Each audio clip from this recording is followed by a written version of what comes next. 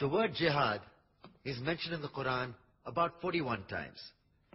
The words mercy, peace, and compassion are mentioned about 355 times. Yes, come in.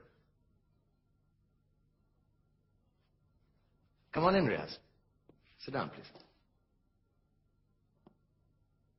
Contrary to popular belief in most Western cultures, Islam is a religion that preaches peace and tolerance. Yes, Patricia. If Islam truly is a religion that preaches peace, then how come the world's most troubled spots, the West Bank, Afghanistan, Pakistan, Iraq, they're all plagued with Islamic terrorism? That depends on your definition of terrorism. Some might argue that the U.S. invasions of countries like Iraq and Afghanistan are also acts of terrorism. Those were acts of war to get rid of despotic regimes. Or a means of getting at a country's oil. Conspiracy theories. Well, May I? Yes, please. Go ahead, Riaz. Mr. Khan is right. I mean, if we're talking about terrorists, the world's biggest terrorists are the white superpowers. Come on now. No, really. Stop and think about it. Explain 9/11. Okay. Do you know how many people died in the Twin Towers strike? Around 3,000.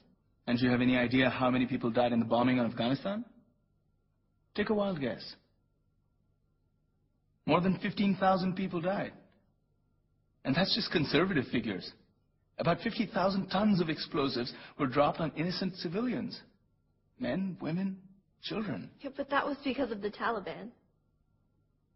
Now that you brought it up, did you know that the Taliban was a creation of the CIA to fight the Russians? Whatever. They were still harboring terrorists. Yeah, right. Terrorists that were never found. Just like the weapons of mass destruction that were never found in Iraq. Do you want to get into the death toll in Iraq? 500,000 civilians and counting. And what do Britain and America say when they don't find these weapons? It's simple.